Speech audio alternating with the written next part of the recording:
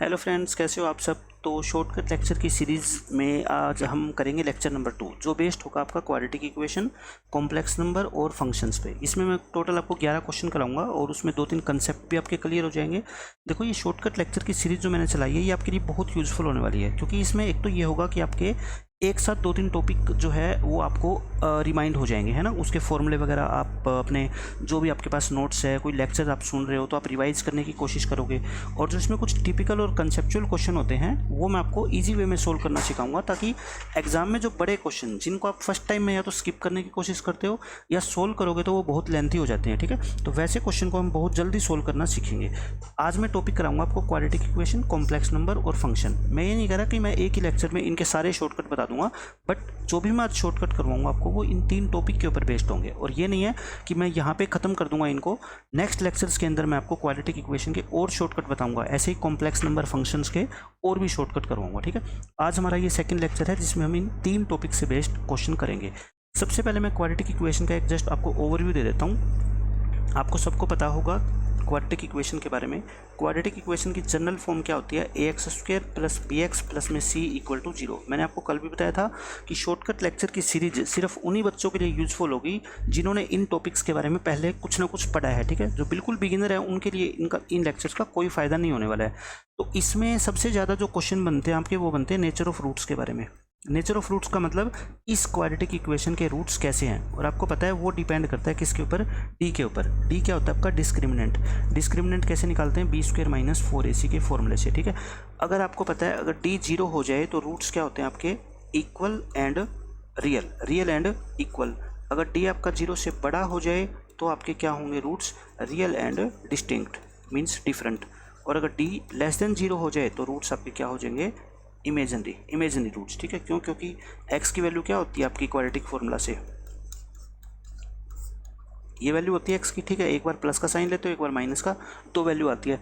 जब d negative हो जाएगा तो मुझे बताओ उसका स्क्वायर रूट क्या आएगा? एक कॉम्प्लेक्स नंबर आएगा। तो ये क्वाड्रेटिक इक्वेशन के नेचर ऑफ रूट्स के बारे में फटाफट मैंने आपको बताया है। एक किसी भी क्वाड्रेटिक इक्वेशन में आप सम ऑफ रूट्स निकाल सकते हो। सम ऑफ रूट्स क्या फॉर्मूला होता है सम ऑफ रूट्स का? -b/a। और प्रोडक्ट ऑफ रूट्स निकाल सकते हो। प्रोडक्ट ऑफ फ्रूट्स का फॉर्मूला क्या होता है बच्चों? c/a। ये सबसे ज़्यादा यूज होता है, ठीक है।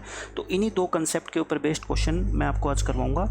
मेरा जो करवाने का आज मकसद है शॉर्टकट, उसमें मैं आपको सिखाऊंगा वैल्यू पुटिंग। वैल्यू पुटिंग से हम बड़े बड़े क्वेश्चंस को कैसे इजीली सोल्व कर सकते हैं। और यही नहीं कि वैल्यू पुटिंग मैं सिर्फ आपको क्वाड्रेटिक इक्वेशन में सोल्व करना सिखाऊंगा। 90% जो टॉपिक्स है आपके मैथमेटिक्स में, चाहे वो किसी भी तरह का सिलेबस हो आपका, +1 और +2 से रिलेटेड, ठीक है, उसमें मैं आपको बताऊंगा कि वैल्यू पुटिंग से कितने बड़े बड़े क्वेश्चंस को हम विदिन 5 to 10 सेकेंड सोल्व कर सकते हैं। जैसे क्वाड्रेटिक इक्वेशन के बारे में आज हम कुछ सीखेंगे, ठीक है। कॉम्प्लेक्स नंबर में मैं बताऊँगा आपको वैल्यू पुटिंग से कैसे क्वेश्चन को सोल्व किया जाता है। ट्रिग्नोमेट्री में मैं आपको बताऊँगा, एलजेब्रा में मैं आपको बताऊँगा, ठीक है ना। सॉल्यूशन ऑफ ट्रायंगल में मैं आपको बताऊंगा। मतलब ऐसा शायद ही कोई ऐसा टॉपिक होगा जिसमें वैल्यू पुटिंग का हम यूज ना कर पाएँ, ठीक है। हम वैल्यू पुटिंग का यूज करेंगे। जैसे जैसे आप मेरे लेक्चर देखते जाओगे आपको ये पता लगेगा कि कहाँ तो वैल्यू पुट करते हैं और वैल्यू पुट कैसे करते हैं, और वैल्यू पुट करने के बाद जो हमारा आंसर आता है उसको ऑप्शन से कैसे मैच करते हैं, यानी कि कैसे पता लगाएं कि अब कौन सा ऑप्शन करेक्ट है, ठीक है। तो जैसे जैसे आप मेरे साथ बने रहोगे आपको पता लग जाएगा कि किस तरीके से क्वेश्चंस के अंदर वैल्यू पुट की जाती है। तो 1-2 क्वेश्चन की हेल्प से हम समझते हैं कि कैसे हम इन क्वेश्चन को सोल्व करेंगे। देखो, फर्स्ट क्वेश्चन है, जैसे आप पढ़ो इस क्वेश्चन को, क्या कहता है? If ABC are distinct positive real numbers. आपको जो जो कंडीशन गिवन होती है ना उनको आप अंडरलाइन या सर्कल कर लिया करो ताकि आप गलती ना करो। आपको ABC को क्या मानना है? डिस्टिंक्ट मानना है। एक तो इक्वल नहीं होने चाहिए, तीनों को अलग अलग मानना है। एक पॉजिटिव होने चाहिए और एक क्या होने चाहिए? Real. Such that this condition is satisfied. इसका मतलब यह है कहने का कि b × a + c = 2ac। इस कंडीशन को सेटिस्फाई करवाते हुए आप ABC को कुछ भी मान लो, जो आपका मन करे, बस वो डिस्टिंक्ट होने चाहिए और क्या होने चाहिए? पॉजिटिव होने चाहिए, रियल तो होने चाहिए। Then the roots of this equation are. देखो ऑप्शन, देखो कैसे कैसे ऑप्शन है ना। Roots are real and equal, real and distinct, imaginary roots. इसका मतलब आपसे क्या पूछा गया है? नेचर ऑफ रूट्स पूछा गया है। अगर मैं इस क्वेश्चन में ABC की वैल्यू निकालने में कामयाब हो जाऊं तो ये इक्वेशन क्वाड्रेटिक बन जाएगी बहुत आसानी से, जहाँ पे ABC की वैल्यू हम पुट करके और D निकाल लेंगे। D निकलते ही अपना पता लग जाएगा अपने को नेचर ऑफ रूट्स। तो मुझे बताओ ये इक्वेशन तो क्या है? एक है और इसमें वेरिएबल कितने हैं? 2। तो जब सॉरी 3, तो जब भी ऐसी हो कि आपके पास इक्वेशन 1 और वेरिएबल 3, तो इसका मतलब आप उनमें से किन्हीं 2 वेरिएबल को अपनी मर्जी से कुछ भी मान सकते हो जो इस कंडीशन को क्या करे, सेटिस्फाई करे। ठीक है, तो मैं इसमें से किन्हीं 2 वेरिएबल को मान लेता हूँ। आपका जो मन करे, ए बी को मानो, बी सी को मानो, ए सी को मानो, तीनों को नहीं मान सकते आप। ठीक है, 2 को मान लो। मैं ए और सी को मान लेता हूँ। ए को मान लो 1 मान लिया, और सी को मान लो आप क्या 2 मान लो, क्योंकि मेरे को डिस्टिंक्ट मानना है। ठीक है, तो यहाँ से बी की वैल्यू निकाल लो, 2 को अपनी मर्जी से मान लो और तीसरे की वैल्यू आ जाएगी। तो b की वैल्यू यहाँ से कितनी आ गई, देखो 4/3। वैल्यू कितनी आ गई, 4/3। तो ए बी सी तीनों की वैल्यू मेरे को मिल गई। तो बताओ ये इक्वेशन क्या बन जाएगी, ए कितना है आपका 1 प्लस 2b, बी कितना आपका 4/3, तो 2b कितना हो जाएगा 8/3 प्लस सी कितना 2। 3 से मल्टीप्लाई कर दो चाहो तो, 3 से मल्टीप्लाई करोगे तो बच्चों क्वाड्रेटिक इक्वेशन ये आ गई। अब मुझे बताओ क्या इस क्वाड्रेटिक इक्वेशन का रूट्स आप नेचर ऑफ रूट्स नहीं बता सकते क्या? डी निकाल लो, b² -4 इंटू ए इंटू सी, 4 × 12, 12 को 6 से करोगे 72, 64 में से ये करोगे तो क्या आ गया नेगेटिव। जब डी नेगेटिव होता है तो रूट्स क्या होते हैं आपके, इमेजिनरी। तो इस क्वेश्चन का आंसर क्या आ जाएगा, रूट्स आर इमेजिनरी। आप अपनी मर्जी से ए और सी को कुछ भी मान के देख लेना, कुछ भी जो इन कंडीशंस को सेटिस्फाई करे। ठीक है, आप देखना हमेशा डी क्या आएगा आपका, 0 से छोटा आएगा, इसलिए इस क्वेश्चन का आंसर हमेशा इमेजिनरी रूट्स ही आएगा। ठीक है, सेकेंड क्वेश्चन देखो, इसमें क्वेश्चन वो सेम है, बस इसमें क्या था, जो कंडीशन आपको पिछले क्वेश्चन में दे रखी थी कि b into A plus C equal to 2ac, वो डायरेक्ट ना देने की बजाय इसमें थोड़ा सा चेंज करके दे दी। इसमें कहता है 1 is the root of this equation and A B C belongs to real number such that C is not equal to 0। तो यहाँ पे बस आपको कंडीशन अब की बार करनी है कि सी 0 के इक्वल नहीं होना चाहिए। Then find the nature of roots of this equation, वही आपको नेचर ऑफ रूट बताना है। तो हम ए बी सी की वैल्यू निकालने में कामयाब हो जाएं तो हमारा क्वेश्चन सोल्व हो जाएगा। तो देखो 1 अगर इस इक्वेशन का रूट है तो मुझे बताओ रूट का क्या मतलब होता है। रूट का मतलब होता है बच्चों कि x की वैल्यू आप इसमें क्या पुट कर सकते हो 1, वो सेटिस्फाई करेगा, क्योंकि रूट क्या होते हैं, x की वैल्यूज ही तो रूट होते हैं, या जो भी वेरिएबल उसमें प्रेजेंट है उसकी वैल्यू ही रूट कहलाते हैं। ठीक है, x को 1 पुट करोगे तो मुझे बताओ आपकी कंडीशन क्या आ गई, a + b + c = 0। तो वही बात इक्वेशन 1 वेरिएबल 3, आप 2 वेरिएबल की वैल्यू मान लो such that c is not equal to 0। आप कुछ भी मान लो, a को मान लो 1 मान लो, b को कितना मान लो 2, तो मुझे बताओ c को कितना मानना पड़ेगा, -3 मानना पड़ेगा, क्योंकि तभी तो इन तीनों का सम क्या आएगा 0। तो बस तीनों वैल्यू मान ली, आप इस इक्वेशन में वैल्यू पुट कर दो। a की वैल्यू 1, b की वैल्यू 2, तो 3b कितना हो जाएगा 6 हो जाएगा, c की वैल्यू -3, तो ये कितना होगा -6। चाहे तो 2 कॉमन लेके काट दो, आप कॉमन लेके काटना चाहते हो काट दो, नहीं काटना चाहते नहीं काटो, उससे कोई फर्क नहीं पड़ता। ठीक है, d निकाल लो, d क्या होता है आपका b² - 4ac, तो 3 का स्क्वायर यानी कि 9 -4, a कितना 2 और c कितना आपका -3। तो ये तो आपको पता है क्या आएगा पॉजिटिव, और पॉजिटिव होता है तो रूट्स क्या होते हैं आपके रियल एंड डिस्टिंक्ट। तो जिस भी ऑप्शन में रियल एंड डिस्टिंक्ट आपको गिवन होगा वही आपका आंसर ट्रू हो जाएगा। ठीक है, देखो नेक्स्ट क्वेश्चन। देखो क्वेश्चन देखने में इतना बड़ा लग रहा है कि फर्स्ट टाइम अगर आप इस क्वेश्चन को एग्जाम में देखोगे तो आप इसको स्किप करने की कोशिश करोगे। ठीक है, अल्फा और बीटा क्या है, इस इक्वेशन के रूट है। तो मैं कहता हूँ अल्फा और बीटा इस इक्वेशन के रूट है ना, आप अल्फा और बीटा को अपनी मर्जी से कुछ भी मान लो, क्योंकि देखो हमें जो कंडीशन निकालनी है ना, जो आंसर निकालना है, उसमें एक तो अल्फा मौजूद है, एक बीटा और एक क्यू। ठीक है, तो यहाँ पे P और Q में से आप Q की वैल्यू अगर निकालने में कामयाब हो जाते हो तो आपका आंसर आ जाएगा। मैं मान लेता हूँ अल्फा को 1 और बीटा को 2, आप कुछ भी मान लो।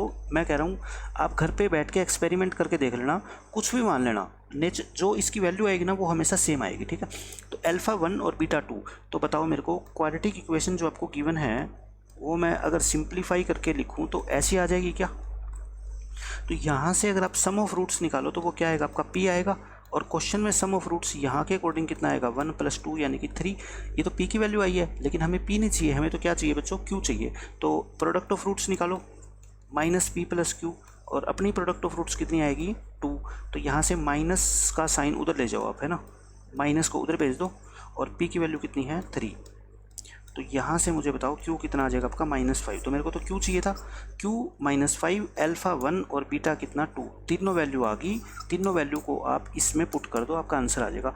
ऊपर देखो न्यूमरेटर में क्या बन रहा है आपका अल्फा + 1 का होल स्क्वायर। अगर आपको पता लगता है तो बहुत अच्छी बात है, नहीं पता लगता तो अल्फा की वैल्यू पुट करके आप निकाल सकते हो। ठीक है, अल्फा + 1 यानी कि 1 + 1 का होल स्क्वायर, नीचे कितना है आपका अल्फा यानी कि 1, 2 अल्फा यानी कि 2, क्योंकि अल्फा कितना है 1, प्लस Q कितना है बच्चों -5, प्लस ये बीटा + 1 का होल स्क्वायर यानी कि 2 + 1 यानी 3 का होल स्क्वायर। बीटा कितना है आपका 2 2 बीटा कितना हो जाएगा 4, क्यू कितना आपका -5। तो देखो आंसर आ गया 4/-2 और प्लस 9 में कितना आ गया आपका 2 + 4 आपका कितना आ जाएगा 2 + 4 आ गया आपका 6, 6 में से 5 गया 1। ठीक है, तो आंसर आपका कितना आएगा इसका, कहीं मिस्टेक हुई है हमारे से। देखो हमने क्या मिस्टेक की, ऊपर है बीटा +1 का होल स्क्वायर, बीटा को हमने कितना माना 2, 2 + 1 यानी कि 3 का होल स्क्वायर, नीचे आपका क्या है बीटा स्क्वायर, सॉरी मैं यहाँ गलती कर गया, बीटा स्क्वायर, बीटा कितना है आपका 2, तो 2 का स्क्वायर करेंगे तो कितना आएगा आपका 4, 4 + 4 8, 8 में से 5 गया 3, तो ये कितना आ गया आपका -2 और प्लस में 3, तो 3 में से 2 गया कितना आ गया आपका 1, तो 1 इस क्वेश्चन का बच्चों आंसर है। ठीक है, आप अल्फा और बीटा की कुछ भी वैल्यू मान लो, अल्फा को आप 2 मान लेना, बीटा को आप 4 मान लेना, तब क्यू की वैल्यू निकाल लेना यहाँ से और इस इक्वेशन में पुट करके देख लेना, आपका आंसर कितना आएगा 1 ही आएगा, हमेशा 1 आएगा। ठीक है, चेंज नहीं होगा कभी भी। अब देखो इस क्वेश्चन में क्या कहता है, if 10 alpha and 10 beta are the roots of this equation. Question बिल्कुल as it is last question जैसा है, 10 अल्फा और 10 बीटा इस इक्वेशन के रूट है, तो आपको इस एक्सप्रेशन की वैल्यू निकालनी है। अगर आप बेसिक मेथड से जाओगे तो पूरा पेज भर जाएगा और लास्ट में आपका आंसर हो सकता है कैलकुलेशन में मिस्टेक की वजह से गलत आ जाए। ठीक है, मैं इसका आपको ईजी तरीका बताता हूँ। यहाँ पे आप ए और बी की कुछ भी वैल्यू मान लो, कुछ भी का मतलब मैं फिर कह रहा हूँ, आपका जो मन करे ना आप वो मानो। ठीक है, ए और बी को आप क्या मान लो, मान लेता हूँ मैं ए को आप 30 डिग्री मान लो और बी को 60। आप सोचोगे कि ऐसा क्यों मानता हूँ मैं ऐसा इसलिए मानता हूँ कि देखो यहाँ पे साइन ए प्लस बी, ऐसा एंगल ए और बी को ऐसे दो एंगल मान लो जिनका सम 90 डिग्री हो, क्योंकि मुझे पता है जहाँ पे साइन 90 आएगा मैं उसको 1 लिख दूंगा और जहाँ पे कोस 90 आएगा मैं उसको 0 लिख दूंगा। यहाँ देखना ये कोस 90 ये 0 हो जाएगा, कोस 90 ये 0 हो जाएगा, मतलब ये दो टर्म तो आपकी क्या हो जाएगी 0 हो जाएगी जब आप ऐसी वैल्यू मानोगे। तो ऐसी वैल्यू आप जो है ना अज्यूम किया करो जिससे कि क्वेश्चन में जो एक्सप्रेशन गिवन है आपको वो उसकी मैक्सिमम टर्म क्या हो जाए बच्चों 0 हो जाए। ठीक है, तो मैंने ए और बी की वैल्यू मान ली, तो मुझे बताओ अब टेंजेंट ए यानी कि 1030 1/2 1/√3 और 10b यानी कि 1060 कितना हो गया आपका √3, तो ये आपके दो रूट हो गए 1/√3 और √3। तो यहाँ से आपको सिर्फ क्या निकालनी है ए और बी की वैल्यू, लेकिन मैं कहता हूँ बी की वैल्यू निकालने की ज़रूरत नहीं है ना, ए और बी की वैल्यू निकालने की ज़रूरत क्यों नहीं है ऐसी ज़रूरत, क्योंकि अपने को तो सिर्फ ये एक्सप्रेशन चाहिए ना, क्योंकि यहाँ पे ये भी टर्म खत्म हो जाएगी और ये भी टर्म खत्म हो जाएगी, तो फिर अपने को तो चाहिए सिर्फ क्या sine square A plus B, sine square A plus B, A कितना आपका 30 बी कितना 60, साइन 90, साइन 90 होता है 1 और 1 का स्क्वायर 1। अब आपको वैल्यू निकालने के लिए बच्चों इसलिए ज़रूरत पड़ेगी क्योंकि जो आंसर में ऑप्शंस दे रखे हैं ना आपको वो ए बी की फॉर्म में है। ठीक है, तो आप यहाँ से देखो सम ऑफ रूट्स निकालो, सम ऑफ रूट्स यहाँ से आ गया -a और ऊपर से सम ऑफ रूट्स दोनों को क्या कर दो आप ऐड कर दो, तो ये कितना आ जाएगा आपका 4/√3, तो ए कितना आ जाएगा बच्चों आपका -4/√3। ठीक है, ए आ गया। अब मुझे बताओ कितना आ गया आपका बी कितना आएगा यहाँ से प्रोडक्ट ऑफ रूट्स, और प्रोडक्ट आप करोगे तो 1/√3 इंटू √3, तो कितना आ गया 1, तो यानी कि बी की वैल्यू आ गई आपकी 1 और ए की वैल्यू कितनी आ गई आपकी -4/√3। अब ऑप्शन कैसे चेक करते हैं, देखो हमारा आंसर क्या आया 1 आया। अब आप ये बताओ 1 किस ऑप्शन को सेटिस्फाई करेगा जहाँ पे ए ये हो और बी ये हो, तो मुझे बताओ क्या a/b 1 आ जाएगा, क्या ए को बी से डिवाइड करोगे तो क्या 1 आएगा, बिल्कुल नहीं आएगा। बी को ए से डिवाइड करके 1 आएगा, क्या आंसर हमारा ए के इक्वल आएगा, नहीं, क्योंकि ए तो क्या है -4/√3 और हमारा आंसर कितना है 1, तो ये भी नहीं। बी कितना है बच्चों 1 और हमारा आंसर भी कितना है 1, तो ये बी क्या हो गया आपका करेक्ट आंसर हो गया। ठीक है, आप घर पर जाके ट्राई करना, आप 10a को और 10b को आप कुछ भी जो आपका मन करे ना वो मानना। ए को आप कितना मान लेना 45 मान लेना, ये भी कितना मान लेना 45, इसको 60 मान लेना, इसको 30 मान लेना, जैसा आपका मन करे वैसा मानो। मैं दोनों का सम 90 इसलिए मान रहा हूँ क्योंकि यहाँ पे कोस 90 है, यहाँ पे कोस 90, तो ये दोनों टर्म 0 हो जाएगी, तो मुझे जो वैल्यू निकालनी पड़ेगी ना वो मैं फटाफट निकाल पाऊंगा। ठीक है, तो इसलिए ऐसी कोशिश करो कि कोस 90 बन जाएगी और ये भी क्या है कोस 90 बन जाए आपका। अब देखो नेक्स्ट टॉपिक मैं आपको करवाता हूँ कॉम्प्लेक्स नंबर से। कॉम्प्लेक्स नंबर के अंदर आपको ये पता होना चाहिए कि cube root of unity, cube roots of unity के बारे में मैं एक जस्ट आपको क्विक ओवरव्यू दे रहा हूँ। ठीक है, मेरे नोट्स में मैंने बहुत डिटेल में ये चीज़ें एक्सप्लेन की हुई है। क्यूब रूट्स ऑफ यूनिटी आपको पता है क्या होते हैं 1 ओमेगा और ओमेगा स्क्वायर, जहाँ पे 1 को क्या बोलते हैं पर रियल और ये दोनों क्या होते हैं imaginary cube roots of unity होते हैं। और आपको पता है क्यूब रूट्स ऑफ यूनिटी के अंदर दो रिलेशन होते हैं, 1 प्लस ओमेगा स्क्वायर, यानी कि तीनों का सम क्या होता है 0, और ओमेगा क्यूब कितना होता है आपका 1। इनका बहुत ज़्यादा यूज़ होने वाला है, तीनों का सम 0 है, इसका मतलब कहीं पे भी 1 प्लस ओमेगा अगर आ गया तो मैं चाहूँ तो उसको 1 माइनस ओमेगा स्क्वायर लिख सकता हूँ। कहीं पे भी ओमेगा प्लस ओमेगा स्क्वायर आ गया तो मैं उसको -1 लिख सकता हूँ। कहीं पे 1 प्लस ओमेगा स्क्वायर आ गया तो मैं उसको माइनस ओमेगा लिख सकता हूँ, बिल्कुल लिख सकता हूँ, ठीक है। तो ऐसे मैं इसका यूज़ करने वाला हूँ, ठीक है। तो देखना अब इसी कंडीशंस का यूज़ करके हम कितने अच्छे क्वेश्चन को बहुत जल्दी सोल्व कर देंगे। अब ये पढ़ो, ओमेगा आपका क्या है बच्चों, imaginary cube root of unity है। ये इमेजिनरी वर्ड क्यों लिखता है, क्योंकि क्यूब रूट ऑफ यूनिटी तो ये होते हैं। तो अगर सिर्फ ये कहता है कि omega cube root of unity है तो मैं हो सकता है ओमेगा को क्या मान लूँ, 1 भी मान लूँ, ठीक है। तो इमेजिनरी का मतलब है ये 1 नहीं मान सकते, आप इन दोनों में से मानोगे, ठीक है। तो मैं इसको ओमेगा को ओमेगा ही मान लेता हूँ। Then value of this 1 plus omega minus omega square इसकी पावर 7, इसकी वैल्यू कैसे निकालोगे, मैंने अभी बताया था कि दो रूट का सम 1 प्लस ओमेगा स्क्वायर कितना होता है 0। तो यहाँ पे जब भी आपको दो रूट का सम मिले ना तो तीसरे का आप नेगेटिव कर दिया करो। तो मैं 1 प्लस ओमेगा को लिख सकता हूँ माइनस ओमेगा स्क्वायर। तो ये आपका कितना आ गया बताओ, माइनस ओमेगा 2 ओमेगा स्क्वायर की पावर कितनी आ गई 7, माइनस की पावर 7 करोगे माइनस 2 की पावर 7 करोगे 128, और ओमेगा स्क्वायर की पावर 7 करोगे ये आ जाएगा। ओमेगा क्यूब कितना होता है 1, तो ओमेगा क्यूब 3 का जितना भी मल्टीपल होता है उसको हटा दो, है ना। तो इसको लिख दो ओमेगा की पावर 12 और ओमेगा स्क्वायर, ये तो कितना हो जाएगा 1। तो आंसर आपका कितना आ गया -128 ओमेगा स्क्वायर, और यही इस क्वेश्चन का आपका आंसर है, ठीक है। यही इस क्वेश्चन का आपका क्या है बच्चों, आंसर है -128 ओमेगा स्क्वायर। अब देखो ओमेगा नॉट इक्वल टू 1, इसने लिख दिया कि ओमेगा क्या है 1 नहीं है, तो मतलब क्यूब रूट है जो वो क्या है imaginary cube root of unity है, सच दैट 1 प्लस ओमेगा की पावर 7 आपको दे रखा है a प्लस ओमेगा b, और आपको a और b की वैल्यू निकालनी है, ठीक है। ये ऑर्डर्ड पेयर के रूप में आपको बतानी है। तो कंडीशन आपको गिवन है 1 प्लस ओमेगा की power 7 equal to a plus b omega. मुझे बताओ आप 7 पावर थोड़े खोल सकते हो किसी दो टर्म की बाइनोमियल की, ठीक है। खोलोगे तो बहुत बड़ा क्वेश्चन हो जाएगा।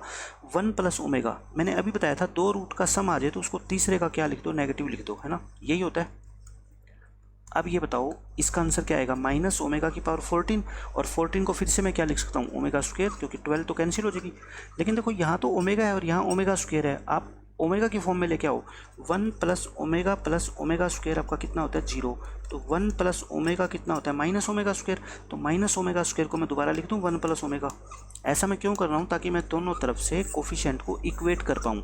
यहाँ पे ओमेगा का कोफिशिएंट कितना है b, और यहाँ ओमेगा का कोफिशिएंट कितना है बच्चों 1, तो b की वैल्यू 1 आ गई। यहाँ कांस्टेंट टर्म a, यहाँ कांस्टेंट टर्म कितनी 1, a और b की वैल्यू तो आपको निकालनी थी, a और b की वैल्यू कितनी आ गई आपकी 1,1। तो ये आपका इस क्वेश्चन का आंसर हो जाएगा, ठीक है। फटाफट करेंगे हम। अब देखो 1 omega square cube roots of unity है, तो इस एक्सप्रेशन की वैल्यू बताओ। अगर आप बेसिक मेथड से इसको क्वेश्चन को सोल्व करने जाओगे तो बेसिक स्किप कर देना 100% इस क्वेश्चन को, ठीक है। तो आप मुझे बताओ x और y की कुछ भी वैल्यू आप मान लो। देखो यहाँ पे क्या है ओमेगा प्लस ओमेगा स्क्वायर, अगर यहाँ पे x को 1 मान लूँ, मैं x को 1 मान लूँ और y को भी 1 मान लूँ, तो ये ऐसा नहीं बन जाएगा क्या, और ऐसा बन गया तो ओमेगा प्लस ओमेगा स्क्वायर आपका कितना होता है बच्चों -1। तो मेरा फटाफट आंसर आ जाएगा, है ना।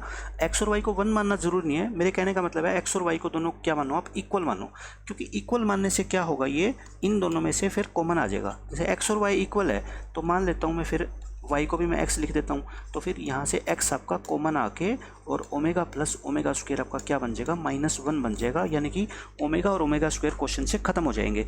इक्वल मानना है आपको, कुछ भी मान लो, तो कुछ भी जब मानना ही है तो सबसे आसान जो पड़ता है वो मानो ना। x और y को कितना मान लो 1 मान लो, 1 मानोगे तो मुझे बताओ इस एक्सप्रेशन का आंसर अपना क्या आ जाएगा, 2 का स्क्वायर आ जाएगा क्या।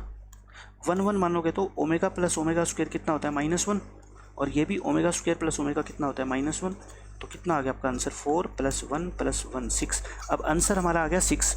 अब आप x और y को 1 पुट करके देख लो कौन सा ऑप्शन आपको 6 दे रहा है। आपको सी ऑप्शन 6 देगा, बाकी कोई भी ऑप्शन आपको 6 नहीं देगा, ठीक है। ऐसे क्वेश्चन को सोल्व करना है, ये बहुत इंपॉर्टेंट क्वेश्चन है। देखो कैसे करना है इस क्वेश्चन को।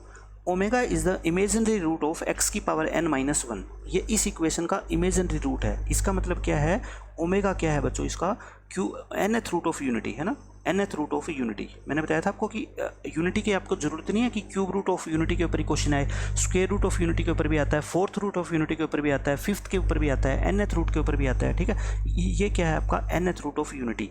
तो अगर आप इसमें n को n ही मान के चलोगे ना तो ये क्वेश्चन हो जाएगा बहुत बड़ा। अपने को ये पता है कि हम हमेशा से करते आए हैं कि cube root of unity 1 omega और ओमेगा स्क्वायर होते हैं ना।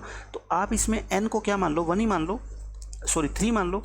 आप ये मान लो कि n कितना है, यहाँ पे 3 है। तो ये क्वेश्चन वही बन गया कि x यहाँ पे क्या है आपका, देखो क्यूब रूट ऑफ यूनिटी है, तो यानी कि n को जब मैं 3 मान लूँगा तो ये 1 ओमेगा ओमेगा स्क्वायर ये क्या बन जाएंगे आपके क्यूब रूट्स ऑफ यूनिटी। तो यानी कि ये ओमेगा क्या हो जाएगा, ये वाला ओमेगा ही हो जाएगा। कब, जब हम n को क्या मान लेंगे, 3। तो अब मैंने इतना तो आपको बता दिया कि n को 3 मान लो। और अब इस इक्वेशन की बस ये देखना है आपको कि ये प्रोडक्ट है, 1 टर्म 2 टर्म 3 टर्म, ठीक है, कितने टर्म को हम लेके चलें, बस ये इस क्वेश्चन में इंपॉर्टेंट बात है। मुझे बता दो आप कि इस एक्सप्रेशन में टोटल टर्म कितनी है, ओमेगा की पावर कितनी है 1, ओमेगा की पावर 2, ओमेगा की पावर 3 और n-1। आप कहोगे 1 से लेके 2 3 और n-1 तक गया है, तो मतलब ये n-1 टर्म है कि नहीं, n-1 टर्म।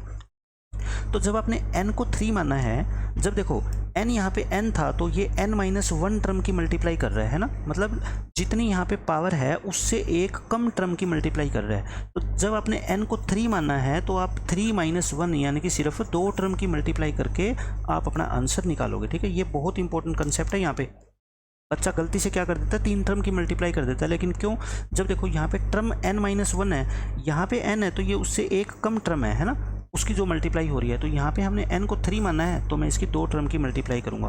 कर लो बहुत आसानी से, 5 5 जा 25 माइनस 5 ओमेगा स्क्वायर माइनस के 5 ओमेगा और प्लस के ओमेगा क्यूब। ओमेगा क्यूब कितना होता है 1, तो ये कितना होगा 26। इसमें से -5 कॉमन लूँगा और अंदर क्या बन जाएगा -1, तो ये कितना आ गया आपका 31। अब आप ऑप्शन में n की वैल्यू 3 पुट करके और देख लो कौन सा ऑप्शन आपको 31 दे रहा है, ठीक है। क्लियरली ये ऑप्शन आपको 31 देगा, क्योंकि n को 3 पुट करोगे, 5 का क्यूब कितना होता है 125, 125 में से एक घटाओगे 124 और इसको 4 से भाग करोगे 100, ये आ जाएगा आपका 31, ठीक है। तो देखो कितना मुश्किल लगने वाला क्वेश्चन हमने कितने इजीली सोल्व कर दिया। अब देखो नेक्स्ट क्वेश्चन, ये भी बहुत इजी क्वेश्चन है। इसके अंदर मैं आपको एक कंसेप्ट बताना चाहता हूँ कि जैसे जेड स्क्वायर प्लस में Z square plus Z plus 1 equal to 0, जब भी आपको ऐसी कंडीशन दिख जाए, जब भी ऐसी कंडीशन दिखे, या x square plus x plus में 1, तो ये ओमेगा और ओमेगा स्क्वायर इस इक्वेशन के क्या होते हैं, हमेशा आपके रूट होते हैं, ठीक है। मैंने ये कॉम्प्लेक्स नंबर में कम से कम भी 20 क्वेश्चन के अंदर ये कंडीशन यूज करी है कि जब भी ऐसी कंडीशन आ जाए तो हमेशा इस इक्वेशन के रूट क्या होंगे आपके, ओमेगा और ओमेगा स्क्वायर, ठीक है। तो ये जेड में है तो यानी कि जेड की वैल्यू क्या होगी, या तो ओमेगा होगी या ओमेगा स्क्वायर होगी। तो जो आपका मन करे, चाहे इसको जेड को ओमेगा मान लो और चाहे क्या मान लो आप ओमेगा स्क्वायर मान लो, ठीक है। तो आपको इस एक्सप्रेशन की वैल्यू निकालनी है। मैंने आपको पहले बोला था कि जब तक आप नोट्स को पढ़ नहीं चुके होंगे आपको यहाँ से कुछ भी समझ नहीं आने वाला, ठीक है। क्योंकि जिन बच्चों ने नोट्स पढ़े हैं उनके लिए ये बाएं हाथ का खेल है कि जैसे ही ये इक्वेशन दिखेगी उसको पता लग जाएगा कि इसके रूट क्या है, ओमेगा और ओमेगा स्क्वायर है, ठीक है। तो यहाँ पे आर को आप क्या पुट करो, 1 पुट करो, 1 से लेकर 6 तक पुट करना है, ठीक है। आर को 1 पुट करोगे तो ये आएगा, आर को 2 पुट करोगे तो ये आएगा, प्लस आर को 3 पुट करोगे तो ये आएगा, और ऐसे ऐसे करके आपको 6 तक पुट करना है ना, मैं आगे नहीं पुट कर रहा। जेड को मैं ओमेगा मान लेता हूँ, तो मुझे बताओ ये क्या आएगा आपका, ओमेगा प्लस 1 बाय ओमेगा आएगा क्या, ये omega square plus 1 by omega square आ जाएगा, ये omega cube plus 1 by omega cube आ जाएगा। ऐसे मुझे बताओ अगली टर्म क्या आएगी, ओमेगा 4 प्लस 1 बाय ओमेगा 4, लेकिन ओमेगा 4 तो क्या होता है, ओमेगा ही होता है, तो मतलब यही टर्म रिपीट हो जाएगी ना। तो 6 टर्म है तो मैं अगली 3 टर्म नहीं लिखता, क्योंकि अगली 3 टर्म का जो आंसर आएगा ना वो इनके इक्वल ही आएगा, तो मैं इसको 2 से मल्टीप्लाई कर देता हूँ, ठीक है। अब मुझे बताओ ओमेगा 1 बाय ओमेगा क्या होता है, 1 बाय ओमेगा, 1 को क्या लिख सकते हो आप, ओमेगा क्यूब, तो ये कितना आ गया ओमेगा स्क्वायर, तो ये आप लिख सकते हो। और इनका क्या है बच्चों, परफेक्ट स्क्वायर भी है ना, क्योंकि ये क्या आपका देखो स्क्वायर है यहाँ पे। तो ओमेगा प्लस ओमेगा स्क्वायर का क्या हो गया आपका होल स्क्वायर। ऐसे ये भी, ये ओमेगा स्क्वायर और ये क्या है ओमेगा है, तो ओमेगा प्लस ओमेगा स्क्वायर और इसका क्या हो गया होल स्क्वायर। ऐसे ये ओमेगा क्यूब कितना होता है 1, ओमेगा क्यूब कितना होता है 1, इसका होल स्क्वायर। अब मुझे आप बताओ ओमेगा प्लस ओमेगा स्क्वायर कितना होता है -1, -1 का स्क्वायर कितना होता है 1, ये भी कितना होगा 1, ये कितना होगा 4, ये कितना होगा 6, 6 2 कितना होगा 12, आंसर कितना आ गया 12, ठीक है। आप कुछ भी मान लो, जेड को ओमेगा स्क्वायर मान के देख लेना, तब भी आंसर यही आने वाला है, ठीक है। तो मेरा सिर्फ टारगेट यही है कि मुश्किल दिखने वाले क्वेश्चन को कैसे हम ईजिली सोल्व कर सकते हैं। अब मैं नेक्स्ट टॉपिक आपको बताने वाला हूँ कुछ फंक्शन के बारे में। फंक्शन के बारे में बहुत ज़्यादा नहीं, सिर्फ मैं आपको एक कंसेप्ट आप बता रहा हूँ पीरियोडिक फंक्शन का, और वो भी शॉर्ट ट्रिक बताऊँगा सिर्फ उसकी, पीरियोडिक फंक्शन। मैंने बहुत डिटेल में अपने नोट्स के अंदर एक्सप्लेन किया है कि पीरियोडिक फंक्शन क्या होते हैं। जैसे मान लो कोई फंक्शन x है, f(x) है, इसमें if f of x plus T equal to x f(x) के इक्वल आ जाए दोबारा, तो हम क्या बोलते हैं, t is a period of f(x), यानी कि t की जिस वैल्यू के लिए फंक्शन की वैल्यू रिपीट होना स्टार्ट कर देती है उसको क्या बोलते हैं, हम पीरियड बोलते हैं, ठीक है।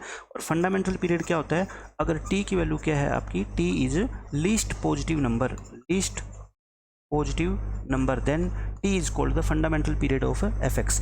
और पीरियड मैंने आपको बताए हुए हैं, ट्रिग्नोमेट्रिक फंक्शन के पीरियड क्या क्या होते हैं, इन्वर्स ट्रिग्नोमेट्रिक फंक्शन के, ठीक है, और हाइपरबोलिक फंक्शन के, मैंने सब कुछ आपको पीरियोडिक फंक्शन में बताया हुआ है। यहाँ पे मैं आपको एक ही जो है शॉर्टकट आपको डिस्कस करने जा रहा हूँ आपके साथ।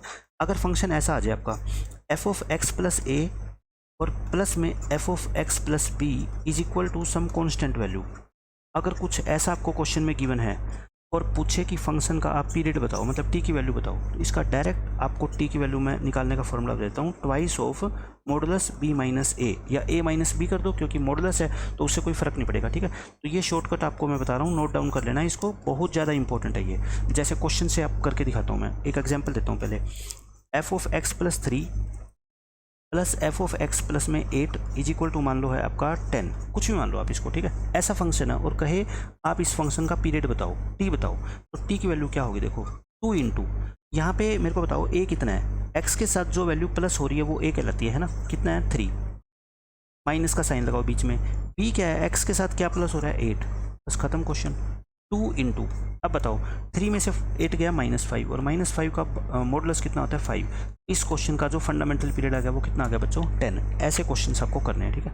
देखो फटाफट क्वेश्चन, आपको ये कंडीशन गिवन है, if this is equal to this then the period of f(x). तो देखो यहाँ पे f ऑफ x के साथ मैं ऐसे लिख सकता हूँ क्या, x प्लस 0, ताकि वो मैं फॉर्म बना सकूँ, है ना, और ये कोई कॉन्स्टेंट वैल्यू। तो t का फॉर्मूला क्या होता है, 2 into mod of a minus B, A कितना है जो x के साथ प्लस हो रखा है, ठीक है, माइनस b कितना है जो इस x के साथ प्लस हो रखा है, तो 7 7 2 जा 14, 14 इस क्वेश्चन का क्या है बच्चों, आंसर है, ठीक है, 14 इस क्वेश्चन का आंसर है। नेक्स्ट क्वेश्चन देखो, ये कंडीशन आपको गिवन है सेम एज इट इज, मैं इसको ऐसे लिख सकता हूँ, तो बताओ t की वैल्यू फंडामेंटल पीरियड क्या होगा, 2 इंटू 0 माइनस 8, 0 में से 8 गया -8 और -8 का मॉडुलस 8, तो आंसर कितना आ गया आपका 16। तो इसका फंडामेंटल पीरियड कितना आ जाएगा आपका 16 आ जाएगा, ठीक है। तो आज की सीरीज में बच्चों हम ये 11 क्वेश्चन ही जो है रखेंगे, जिसमें मैंने कुछ क्वाड्रेटिक इक्वेशन के बारे में बताया, कॉम्प्लेक्स नंबर में बताया और फंडामेंटल पीरियड के बारे में बताया। आगे हम कल करेंगे इसका नेक्स्ट लेक्चर, और शॉर्टकट लेक्चर की सीरीज़ मैं आपको बताता हूँ, कभी भी मैं ख़त्म करने वाला नहीं हूँ, क्योंकि मैथ एक ऐसा सब्जेक्ट आपको पता है जो कभी भी ख़त्म नहीं होने वाला। आप कितने भी कंसेप्ट पढ़ लो उतना ही पढ़ो, कम है, ठीक है। मैं कहता हूँ जिस भी एग्ज़ाम की आप तैयारी कर रहे हो ना, 1 साल आप अपने आप को 1 साल का टाइम दो, और पूरी मेहनत से आप उसको जो है ना 1 साल से बिल्कुल जो आपके टॉपिक है, कोई भी टॉपिक, आप क्वाड्रेटिक इक्वेशन पढ़ते हो, कॉम्प्लेक्स नंबर पढ़ते हो, आप अपनी पूरी जान लगा दो कि क्वाड्रेटिक इक्वेशन, कॉम्प्लेक्स नंबर, जो भी आप टॉपिक पढ़ना स्टार्ट करते हो, कुछ भी आप उसमें छोड़ो ना, ताकि एग्जाम में कोई क्वेश्चन आए तो आप 100% ये श्योर हो कि हम उस क्वेश्चन को सोल्व कर देंगे, क्योंकि वैकेंसी बार बार नहीं आती, ठीक है, पेपर देने का मौका आपको बार बार नहीं मिलता। तो इसलिए जब भी आप किसी एग्जाम की तैयारी करते हो तो कुछ भी छोड़ो मत, अपना 100% दो। अब आप सोचोगे कि इस बार 50% तैयारी कर लेते हैं, 50% नेक्स्ट ईयर तैयारी कर लेंगे और फिर 1 साल के बाद दोबारा एग्जाम देंगे। ऐसा आप 10 साल तक भी ट्राई करोगे ना, तब भी आपका सिलेक्शन नहीं होना। ऐसा कभी नहीं होता कि 50% आपने अब तैयारी कर ली और 15% नेक्स्ट ईयर, क्योंकि 50% तो अब तब तैयारी करोगे ना जब कोई सिलेबस डिफाइंड हो किसी चीज़ का, या ये पता हो आपको कि यहाँ तक क्वेश्चन आएगा। आप कैसे कह सकते हो कि आपने कॉम्प्लेक्स नंबर के 200 पेज पढ़ लिए तो आपका सिलेबस पूरा हो गया? बिल्कुल नहीं कह सकते, है ना, जब तक कि आप प्रॉपर स्टडी मटेरियल से तैयारी नहीं करोगे, ठीक है। किसी एक्सपीरियंस टीचर के आप लेक्चर नहीं देखोगे, मैं नहीं कहता मेरे लेक्चर देखो, किसी भी टीचर के लेक्चर देखो, बट जो वो टीचर पढ़ा रहा है आप प्रीवियस ईयर क्वेश्चन से मैच कर लो उसके लेक्चर के क्वेश्चन, कि वो आप सोल्व करने में कामयाब हो या नहीं। अगर हो तो ठीक, आप डायरेक्शन में जा रहे हो, नहीं तो इट मीन्स आपको चेंज करने की जरूरत है, ठीक है। तो मिलते हैं कल फिर नेक्स्ट लेक्चर में।